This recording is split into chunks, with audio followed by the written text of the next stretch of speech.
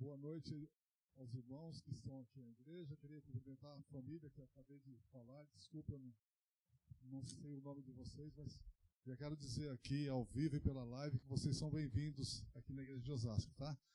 Nós vamos começar cantando Inteiramente Fiel, e vocês que estão nos assistindo também, ou virão assistir também, são muito bem-vindos à live aqui ao culto aqui na Igreja Central de Osasco.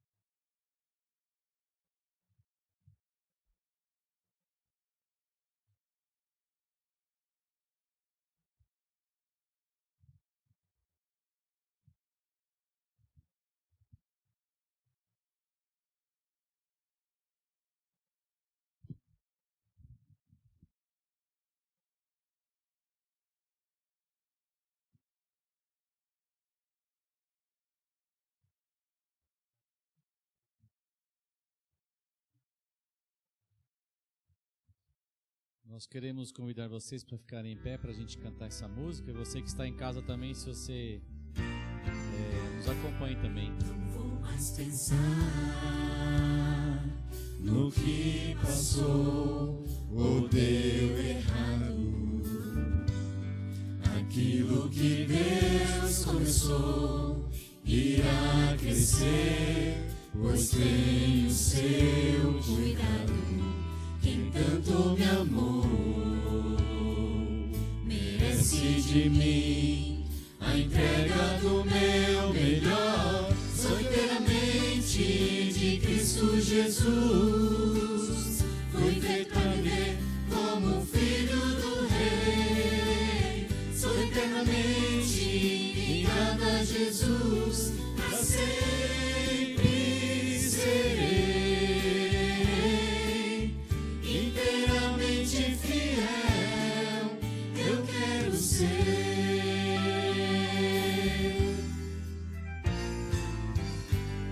Eu sei de um lugar que está além do que é comum. A vida que existe lá não vai ter fim por causa de Jesus. Quem tanto me amou merece de mim a entrega do meu melhor. Sou inteiramente de Cristo Jesus. Fui feito para viver como filho do Rei. Sou eternamente ligado a Jesus. Para sempre serei inteiramente fiel. Eu quero ser.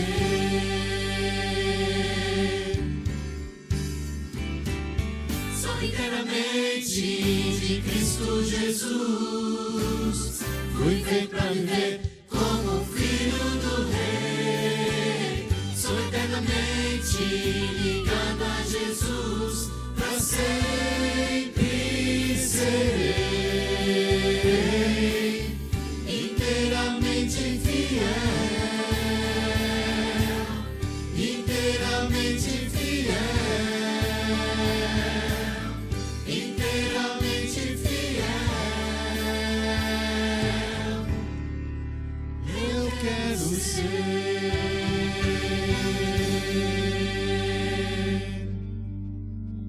Joel, nos dirige em oração, por favor. Obrigado, Senhor Deus Todo-Poderoso, porque nos deu a graça de passar na sua presença durante mais esse primeiro dia da semana. E aqui estamos para adorá-lo e dizer obrigado, porque és bom e a sua misericórdia renovou para nós. Estamos felizes porque agora iremos ouvir a tua palavra também, que ela alcance os nossos corações. falar conosco, Senhor, porque a Tua palavra, quando é anunciada, tem um objetivo e que ela se cumpra em nossa vida nessa noite e que nos ajude para o preparo para a breve volta de Jesus. Nos dê da Sua graça que eu te peço e agradeço. Amém. Amém. Amém.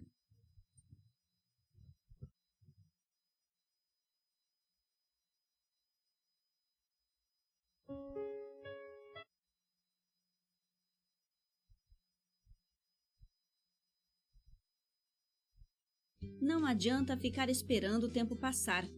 Para acabar de vez com a constipação intestinal, é preciso tomar medidas drásticas. Beber bastante água é fundamental.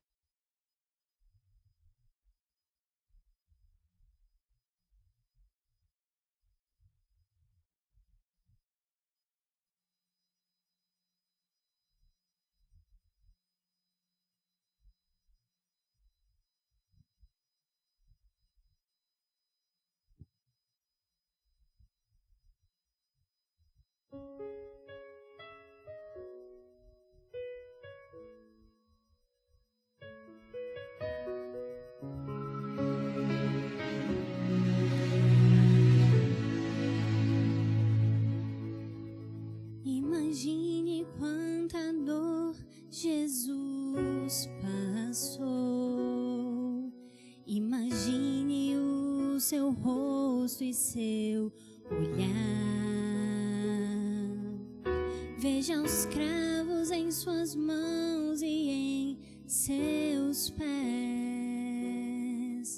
Açoitado ele foi, rejeitado ele foi. Ele era o rei, coroado foi, mas a coroa era de espinhos. Foi por amor, foi por amor que Jesus se entregou, que seu sangue jorrou. Foi por você, foi por você que ele o preço pagou, por amor nos salvou.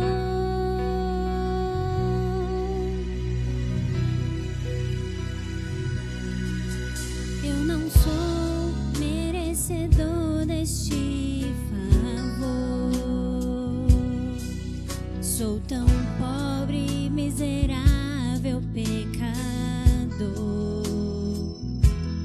No Calvário, meu Jesus se entregou. O Cordeiro de Deus, o Filho de Deus, sobre si levou toda a culpa e dor. Por suas feridas ele nos salvou. Foi por amor, foi por amor que Jesus se entregou, que seu sangue jorrou. Foi por você, foi por você que ele o preço pagou, por amor nos salvou. Sacrifício se fez,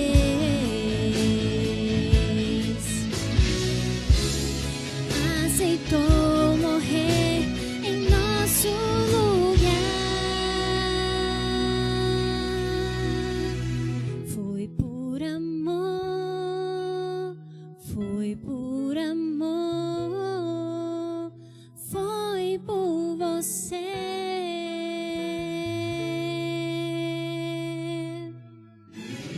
Foi por amor, foi por amor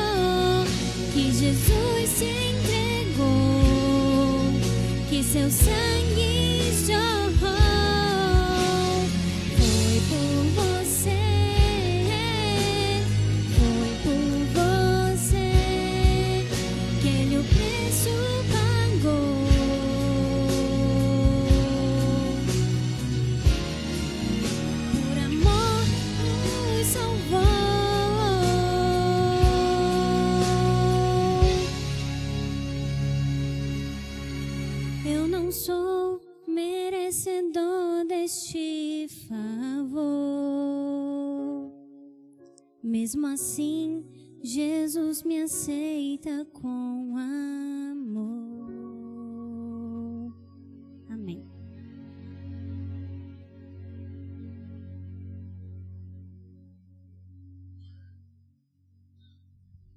Muito obrigado, Bruninha, pela mensagem que você trouxe para nós aqui, né? É só para a gente relembrar que foi por amor que Jesus fez, ele se ofereceu como um sacrifício na cruz por nós. E esse amor se transforma em muitas outras coisas em nossa vida, e é por isso também que nós estamos aqui hoje, é por isso que você que está nos assistindo está aí hoje também. E eu espero que este amor de Jesus demonstrado na cruz, ele chegue até você hoje também pela mensagem que nós vamos apresentar hoje aqui, tá bom? Mais uma vez a todos vocês que estão aqui, boa noite, e a vocês que estão nos assistindo também, boa noite. Que Deus esteja com a gente na mensagem desta noite. Quero convidar vocês, mais uma vez, para a gente fazer uma oração. Do jeito que você está, só fechar os seus olhos. Muito obrigado, querido Deus, porque o Senhor nos trouxe a este lugar, através da forma física que nós estamos aqui, ou da forma virtual, que a mensagem apresentada aqui seja uma mensagem de alegria, uma mensagem de esperança, mas principalmente da certeza de que o Senhor está do nosso lado, até que o Senhor venha e nos leve para o céu. Por favor, nos abençoe neste momento, que ao abrirmos a Bíblia, a Tua Palavra, que o Senhor também abra o nosso coração, para que a Tua mensagem faça sentido e seja significativa em nossas vidas, em nome de Jesus, amém. Queria convidar você que está aqui hoje e você que está assistindo essa transmissão, a abrir a Bíblia no livro de Daniel, capítulo 2. Eu vou trocar de microfone aqui, tá? Vou pegar esse verde aqui.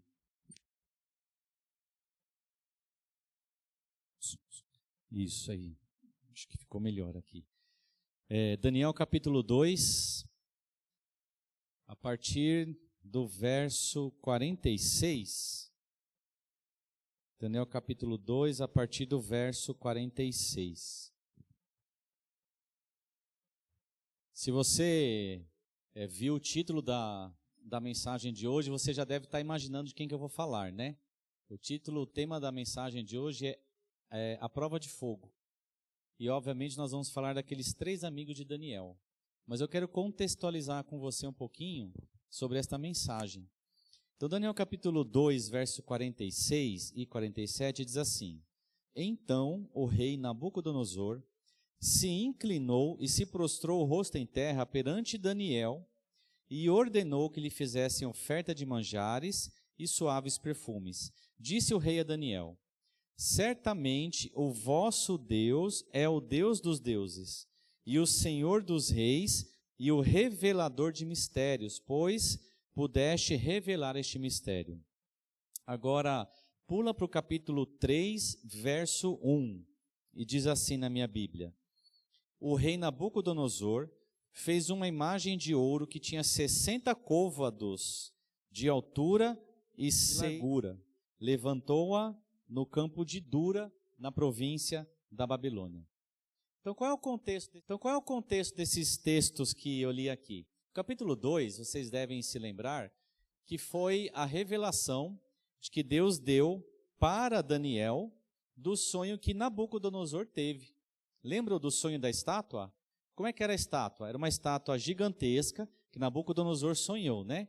E essa estátua estava dividida em algumas partes, que cada parte dessa estátua era um metal precioso, até que chegasse ali no ferro misturado com barro. Qual que era o primeiro metal?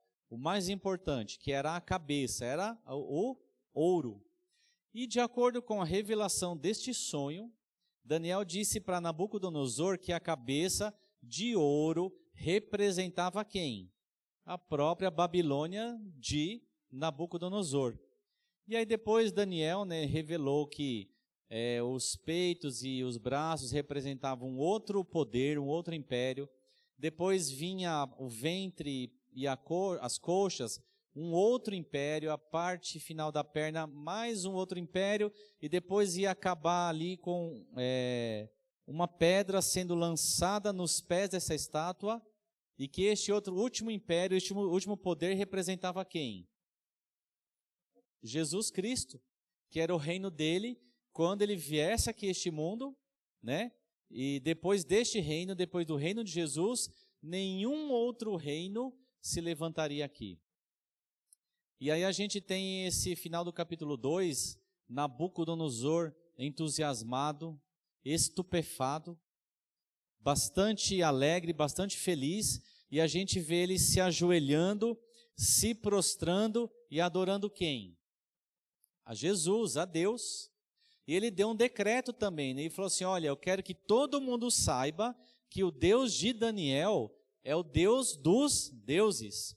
E esse Deus, ele é Deus dos deuses também, porque ele dá a revelação dos sonhos aos seus servos. E ele me revelou essa estátua e disse que nós somos a cabeça de ouro, isso é muito bom. Passados mais ou menos 9 anos, é que a gente tem esse texto, verso 1 do capítulo 3. E a gente vê uma coisa muito esquisita aqui. E qual é essa coisa esquisita?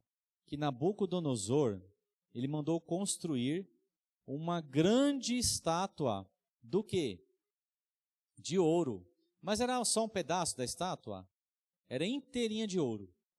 Mas no sonho que Deus deu para Nabucodonosor, qual era a parte da estátua que representava Nabucodonosor ou a Babilônia? Só a cabeça, né? Mas Nabucodonosor parece que ele se esqueceu do sonho, parece que ele se esqueceu de quem era Deus, parece que ele se esqueceu do decreto que ele havia dado ali, junto com Daniel, e ele falou assim, não, a cabeça de ouro para mim não é suficiente, eu quero que tudo seja de ouro. Deus tinha revelado para Nabucodonosor que apesar do reino dele ser muito importante, ele teria um fim. E aqui Nabucodonosor parece que ele estava confrontando a Deus. Ele falou, não, Deus falou que meu reinado teria um fim, que era só a cabeça, mas eu quero que ele dure para sempre. Então eu vou fazer uma estátua inteirinha de ouro. E aqui esse texto do verso 1, ele mandou erguer essa estátua aonde? Num lugar chamado Dura. Era uma região que pertencia à Babilônia.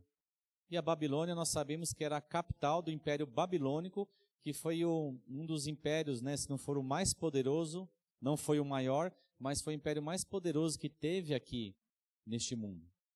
E Nabucodonosor parece que ele se esqueceu de tudo que Deus havia revelado para ele.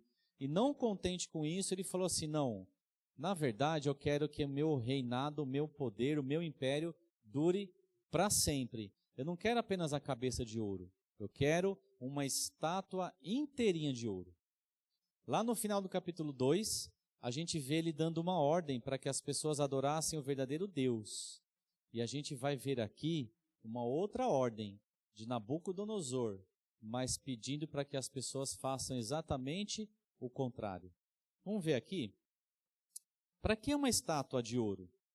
Para que uma estátua tão grande assim? Antes da gente continuar nos textos, ele ergueu uma estátua de 60 côvados de altura por 6 côvados de largura. Só uma curiosidade, né?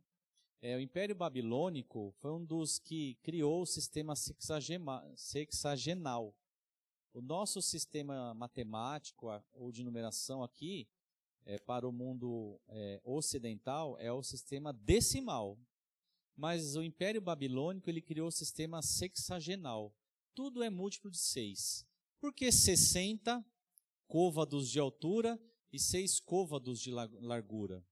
60 era o número, era a maior numeral que existia para eles. E representava a maior divindade, o maior deus babilônico. Vocês se lembram quem era o maior deus babilônico? Era Marduk. O número 60 representava ele. E o número 6 representava o menor deus babilônico. Então, quando Nabucodonosor manda construir uma estátua inteira de ouro, com 60 côvados de altura e 6 côvados de largura, ele está afrontando diretamente a Deus aqui. está falando para Deus, olha, eu tenho os meus deuses, e os meus, aqui nessa estátua, estão representados todo o panteísmo, está representado todo o panteísmo do Império Babilônico. Todos os deuses. Quando eles queriam representar ou mencionar todos os deuses, eles utilizavam o número 600. E aqui tem o número 60 e tem o número 6. Aí dizem as pessoas que estudam, né, as dimensões, que um côvado tem entre 43 centímetros até 50 centímetros. Alguns têm algumas variações. Vamos arredondar para 50 centímetros. Essa estátua tinha mais ou menos 30 metros de altura por 6 metros de largura. Era essa a imagem que ele pediu para construir lá. Mas para quê? Por que ele queria uma imagem toda de ouro? Vamos continuar lendo aqui? Verso 2 do capítulo 3 diz assim: Então o rei Nabucodonosor mandou ajuntar os sátrapas, os prefeitos, os governadores, os juízes, os tesoureiros, os magistrados, os conselheiros e todos os oficiais das províncias para que viessem à imagem que o rei Nabucodonosor tinha levantado. Para que ele fez uma imagem? Porque ele queria que as pessoas viessem até ali na inauguração dessa imagem.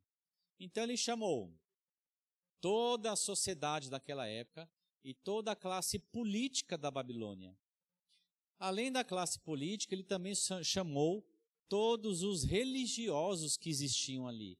Os sátrapas, a gente pode entender que eram os feiticeiros, os magos, tanto estudiosos dos astros quanto de astrologia.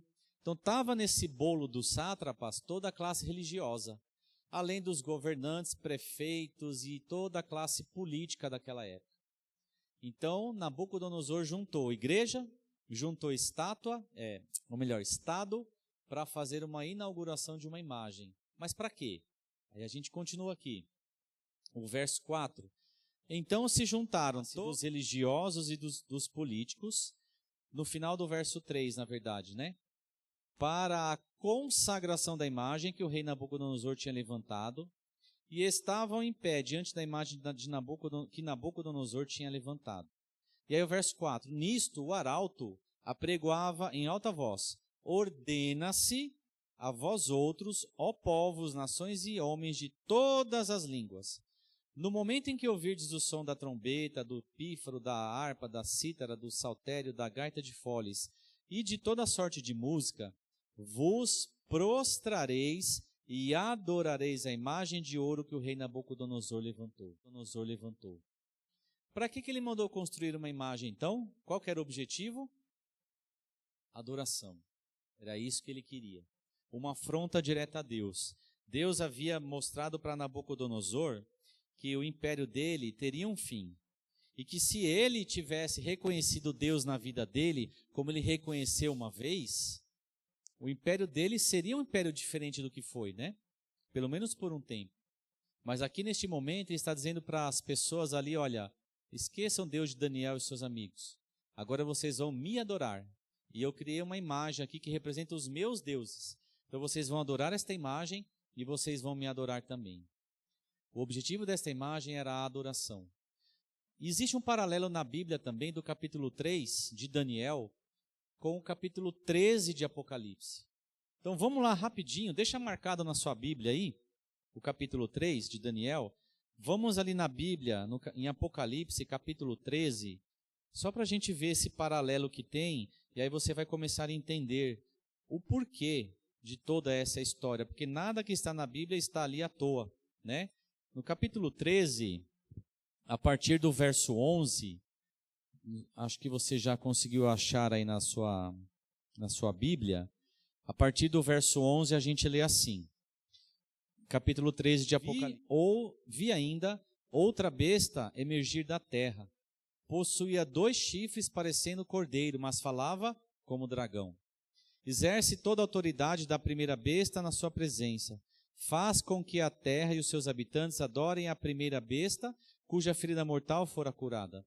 E o verso 13 diz assim: também opera grandes sinais, de maneira que até fogo do céu faz descer a terra diante dos homens. Seduz os que habitam sobre a terra por causa dos sinais que lhe foi dado executar diante da besta, dizendo aos que habitam sobre a terra que façam uma imagem à besta, aquela que ferida a espada sobreviveu. E o verso 15, e lhe foi dado comunicar fôlego à imagem da besta, para que não só a imagem falasse, como ainda fizesse morrer quantos não adorassem a imagem da besta.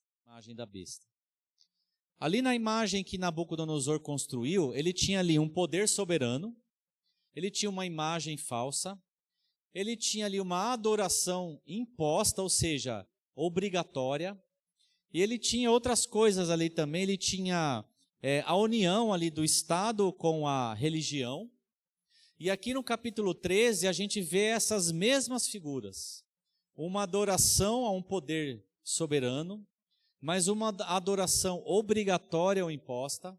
A gente vê uma imagem falsa que seria a contrafação do sinal de Deus. Qual é a contrafação do sinal de Deus? O sinal de Deus é o sábado e a contrafação é o domingo. Então a gente tem aqui um poder para ser adorado, mas a adoração obrigatória, uma falsa adoração de um falso dia. A gente tem aqui também, foi dada à besta poder e autoridade, a gente tem a união da igreja com o Estado. Então a gente vê um paralelo muito grande entre Daniel e Apocalipse capítulo 13. Daniel capítulo 3 é o pano de fundo de Apocalipse capítulo 13. E o que a gente pode entender com tudo isso daqui? Que todos nós, um dia, passaremos pela situação, ou viveremos aquilo que aconteceu em Daniel lá no capítulo 3. Porque nós sabemos que Apocalipse é a revelação dos acontecimentos finais daqui deste mundo. E Daniel, ele coloca um pano de fundo para esses acontecimentos. E aí, continuando, então, volta lá para Daniel, aí você vai compreender mais ainda esse texto que a gente leu de Apocalipse. Diz aqui, após a ordem de Nabucodonosor para que as pessoas se ajoelhassem quando ouvissem a banda, né? E não era uma bandinha qualquer, não. Era uma banda com vários instrumentos, com muitas pessoas tocando. E aí deu a ordem de que quando as pessoas ouvissem o som daqueles instrumentos da banda, o que eles tinham que fazer? Se ajoelhar e adorar aquela imagem. E aí, continuando no texto aqui, eu não vou ler agora por causa do tempo, mas a gente sabe pelos textos e pela história que algumas pessoas chegaram para Nabucodonosor e falaram o quê? Falou, rei, é o seguinte, você não falou que era para quando as pessoas ouvissem a bandinha tocando, era para se ajoelhar e adorar essa estátua? Ele falou, foi isso que eu falei, sim. Então, aí tem uns judeus aí, a gente vê aqui o preconceito, né, dessas pessoas com estes 3 judeus. Tem uns judeus, na verdade tem uns hebreus, né, foi isso a palavra correta. Tem uns hebreus que você chamou para ser aí, fazer parte aqui da classe política, que eles não se ajoelharam. Eles não adoraram a imagem que você fez. E aí o que Nabucodonosor, ele tinha dado um decreto, né? Ele falou assim, que quem não adorar a imagem, ia acontecer o quê? Ia morrer. E aí o que Nabucodonosor mandou fazer com os 3? Vão matar, né? Se eu falei que é para matar, e eles não adoraram a imagem que eu construí, então eu vou mandar matar eles. Foi isso que ele fez? Não, né? Ele falou, chama eles aqui. Você percebe que Nabucodonosor, apesar de ele ter tido um aparente esquecimento de quem era Deus, na verdade ele tinha o temor de Deus ainda. Ele sabia que Sadraque, Mesaque e Abednego, que foram esses 3 hebreus que não se ajoelharam perante essa estátua, ele sabia que eles não estavam errados. E ele sabia o porquê deles não terem se ajoelhados para essa estátua. Então ele resolveu dar uma segunda chance para eles, né?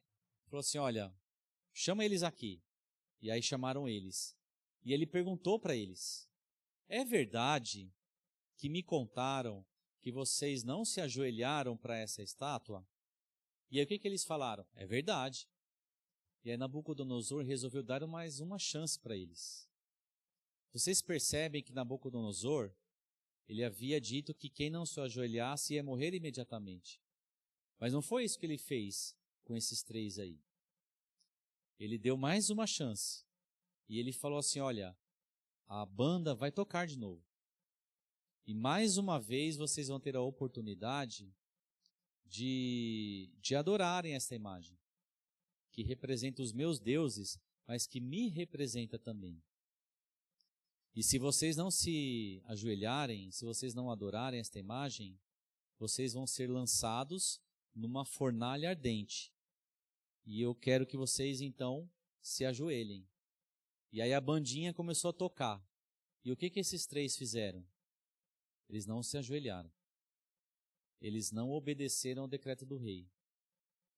E aí o rei mandou chamar eles, furioso de raiva, mandou fazer o que com o forno, com a fornalha? Mandou aquecer 7 vezes mais. E falou para eles, se você, antes tinha falado, né? Se vocês não se ajoelharem, eu vou mandar jogar vocês lá dentro. E qual foi a resposta deles para Nabucodonosor? Está aqui eu estou resumindo, mas está aqui no verso 16 do capítulo 3.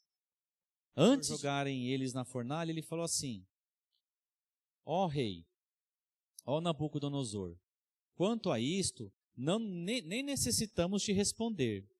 Se o nosso Deus a quem servimos quer livrar-nos, ele nos livrará da fornalha de fogo ardente e das tuas mãos, ó rei. Verso 18. Se não, fica sabendo, ó rei, que não serviremos a teus deuses, nem adoraremos a imagem de ouro que levantaste. E aí eu vou falar para vocês, né? Tem que ter coragem para fazer isso, não tem? Quando a gente lê essa história, às vezes a gente pode ser até levado a pensar, a considerar, que essa multidão deveria existir ali apenas algumas 10, 20, 30 pessoas.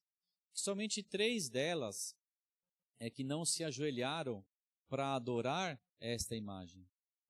Mas alguns teólogos estudiosos, eles relatam que no meio desta multidão poderiam existir mais de 50 mil pessoas. Um grande estádio lotado de pessoas. Então, a coragem destes 3 jovens em não se prostrarem diante desta imagem, ela tem que ser exaltada também. E em algum momento da nossa vida, nós passaremos por provações também. E em algum momento da nossa vida, a gente vai pedir para Deus, para Ele livrar a gente da fornalha, e a gente vai talvez ficar em dúvida se Deus vai livrar a gente da fornalha. Deus nunca prometeu para nós que nós nunca passaríamos pelo fogo. Deus nunca prometeu para nós que a gente nunca teria uma vida livre de sofrimento. Jesus nunca prometeu para a gente que se nós o seguíssemos, a nossa vida seria um mar de rosas. Jesus nunca prometeu para a gente que se a gente aceitasse Ele como Senhor da nossa vida, a nossa vida seria uma vida cheia de bênçãos, a gente nunca ia ficar doente, a gente nunca ia ter problema financeiro, a gente nunca ia ficar desempregado. Pelo contrário, Jesus falou o quê? Eu vim para este mundo para, às vezes também, trazer a espada. Mas trazer a espada não porque Ele queria que as pessoas brigassem, não é isso. Mas porque as pessoas iam ter um conflito dentro delas. Ou seguir aquilo que Deus havia determinado, a sua vontade, ou seguir a vontade dos homens. Qual é o desafio que nós estamos tendo hoje neste mundo? Será que você está passando por alguma provação? Será que você está passando por alguma prova de fé? Será que você está precisando mostrar para alguém a quem você vai adorar? Se a Deus, ou se é uma imagem, ou se é este mundo, ou se é o falso poder, ou se é o falso dia de guarda, se é o falso dia de adoração.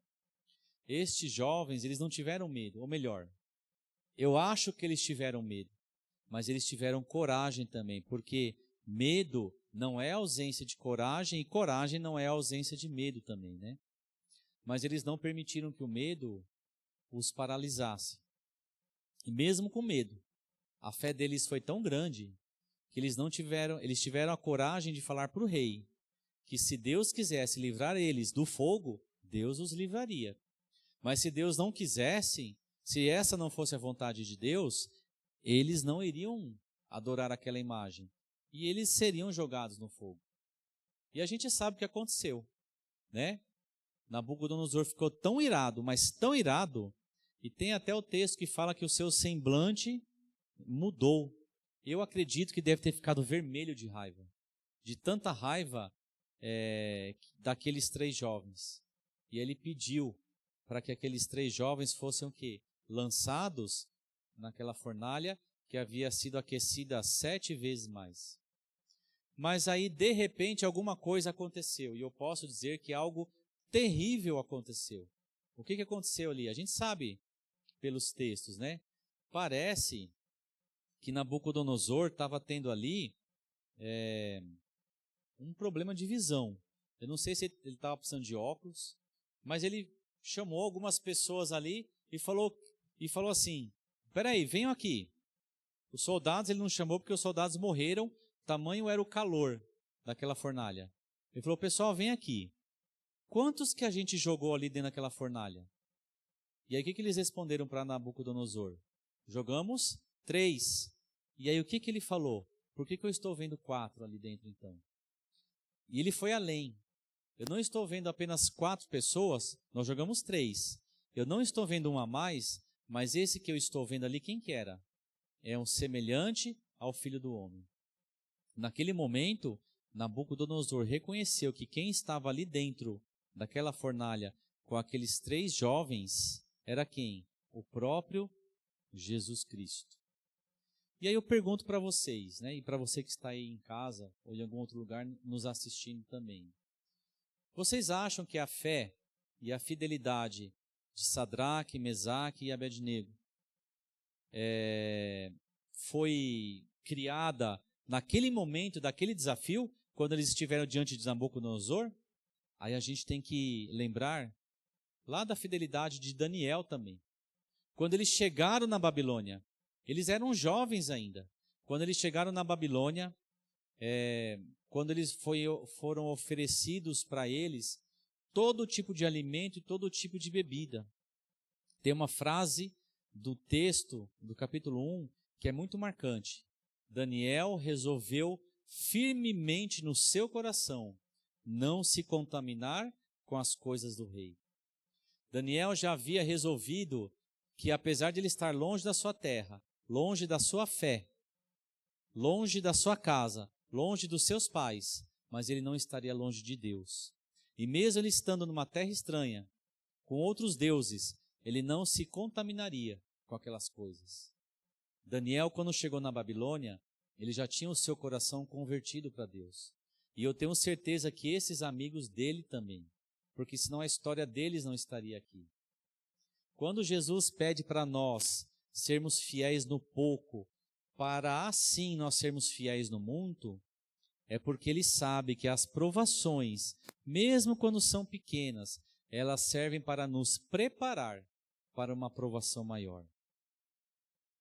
Vai chegar um dia em que cada um de nós, se nós já não estamos passando por isso, mas vai chegar um dia em que cada um de nós precisaremos estar diante da multidão. Vai chegar um dia em que cada um de nós, se nós já não passamos por isso, precisaremos estar diante de uma imagem falsa e precisaremos dar o nosso testemunho. Aqui são jovens, são pessoas que muitas vezes a gente não dá aquele valor devido para eles, mas eles tinham tanta fé, a fidelidade deles a Deus era tão grande que eles não tiveram receio de perder a sua própria vida. E se você perceber pelo texto, a gente consegue imaginar que quando eles chegaram naquela grande fornalha, Jesus já estava ali com eles. Eu tenho certeza absoluta que Jesus já estava ali com eles. Você consegue imaginar uma fé desse tamanho? Mas eu imagino que essa fé foi trabalhada lá em casa, quando eles viviam com seus pais ainda. Eles não adoraram aqueles ídolos que estavam ali. E aqui eu quero abrir um paralelo para a gente refletir também, né? Quais são os ídolos que estão à nossa vida, à nossa frente ou em nossa vida? Às vezes a gente imagina que a gente precisa estar diante de uma grande multidão, diante de um tribunal, para mostrar, para falar para eles e pregar, para falar de Deus, para mostrar a nossa fé.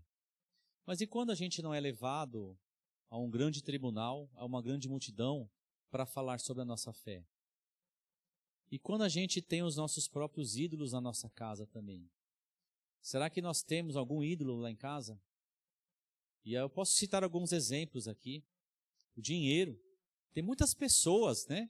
Você que está aí nos assistindo, tem muitas pessoas que vão dormir pensando no dinheiro, acordam pensando no dinheiro, como ganhar mais dinheiro, como ter mais dinheiro, como enriquecer, como ter riqueza, como guardar mais dinheiro, e só pensam nisso todos os dias da sua vida.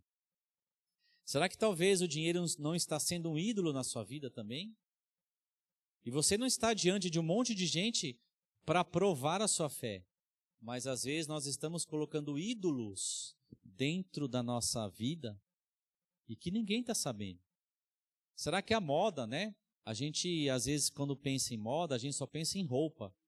Mas é uma roupa, é um calçado, é um tênis, é um relógio, é um óculos, é um terno, é um celular, é um computador da moda. Será que a moda está ditando a nossa vida?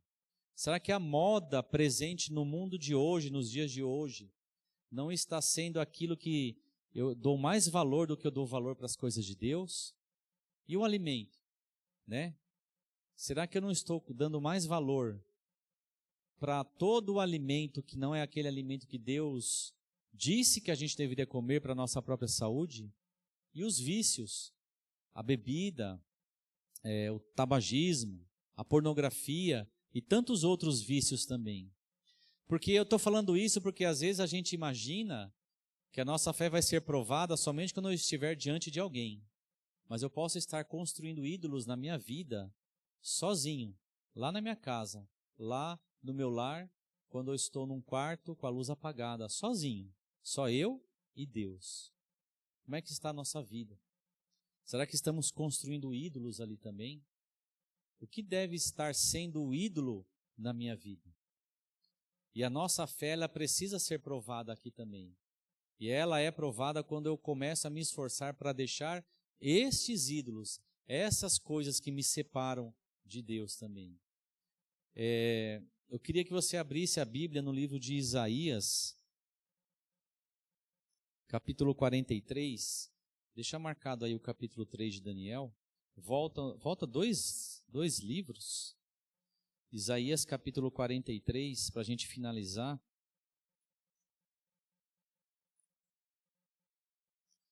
Verso 2, diz assim: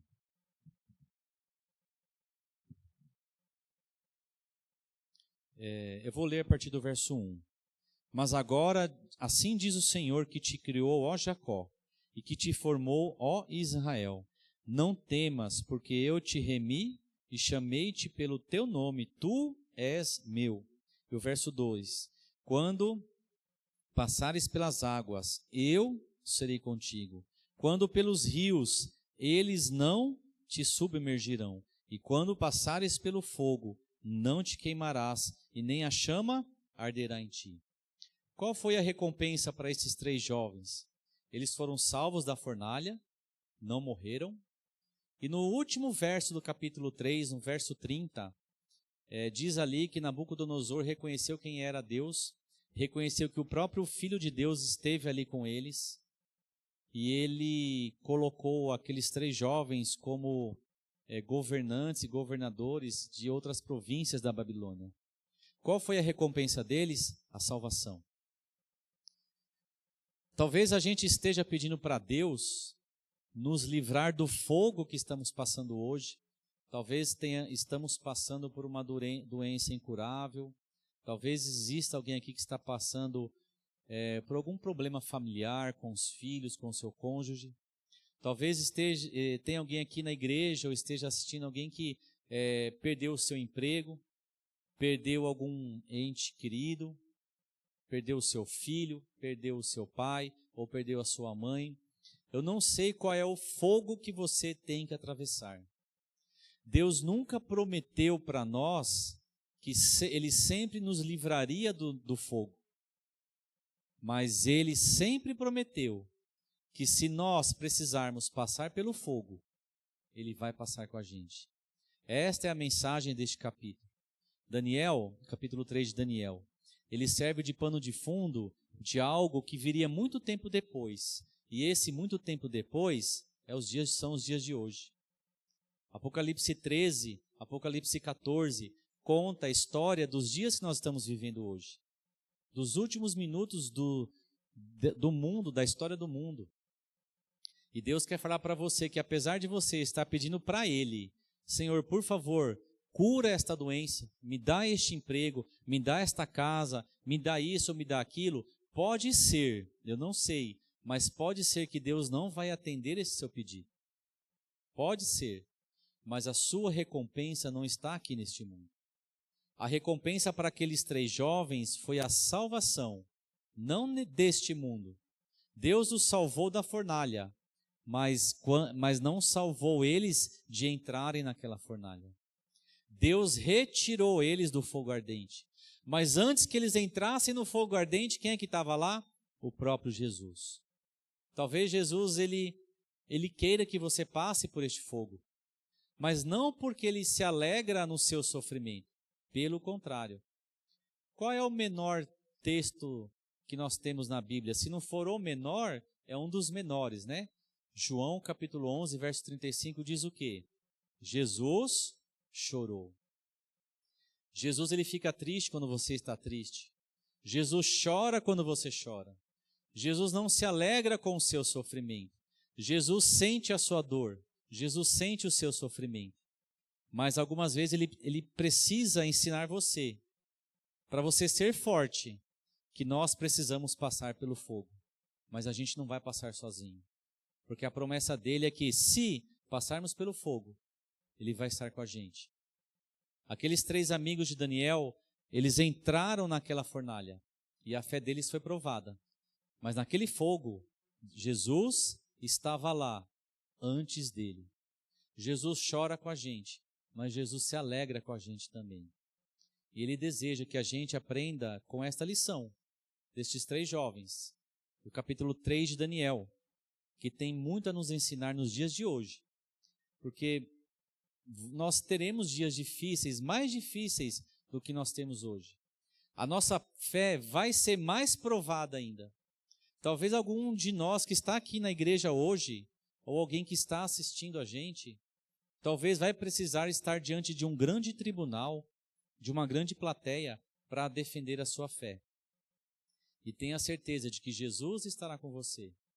E se você precisar passar pelo fogo, se a sua fé precisar ser provada pelo fogo, lembre-se, você jamais estará sozinho ou sozinha, porque Jesus Cristo estará com você também. E eu quero convidar você, para a gente finalizar a mensagem de hoje, para a gente cantar o hino Fiel a Toda Prova. A gente vai ficar em pé aqui, para que essa mensagem fique mais firme ainda na sua mente, para você ter a certeza de que Jesus sempre estará ao nosso lado, até que Ele venha e nos leve para o céu, onde Ele está neste momento, preparando uma mansão para cada um de nós. Vamos ficar em pé?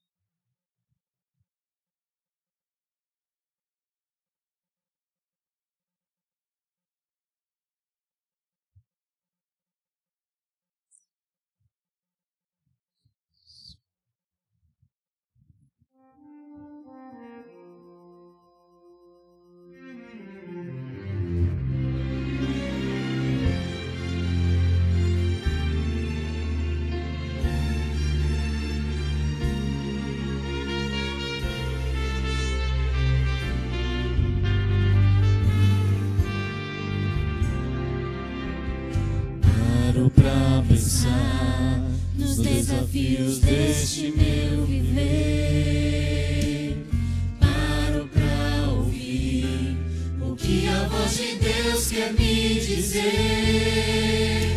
São tantas as pressões que tenho que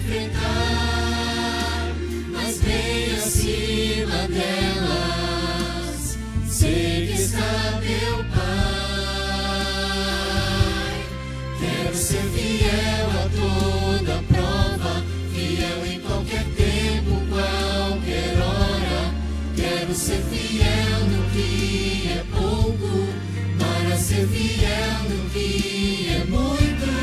Quero ser fiel a toda prova, não por uma mera obrigação, mas em resposta ao amor tão grande que um dia inundou o meu coração.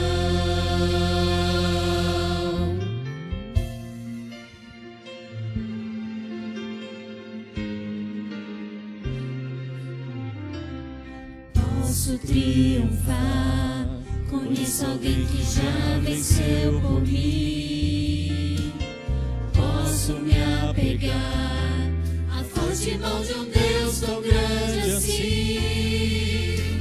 Em meio à provação, começo a louvar, e seu poder do alto vem me alcançar. Quero ser fiel a toda prova, fiel em qualquer tempo, qualquer hora. Quero ser fiel no que é pouco, para ser fiel no que é muito. Quero ser fiel a toda prova, não por uma mera obrigação, mas em resposta ao amor tão grande que um dia inundou o meu coração. Deus poderoso, Pai tão grandioso, envie em meu auxílio seu anjo mais poderoso.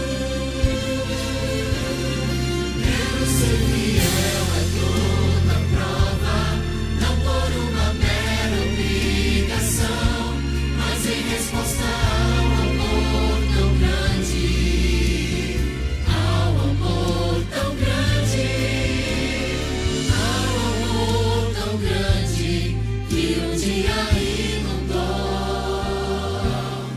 o meu coração.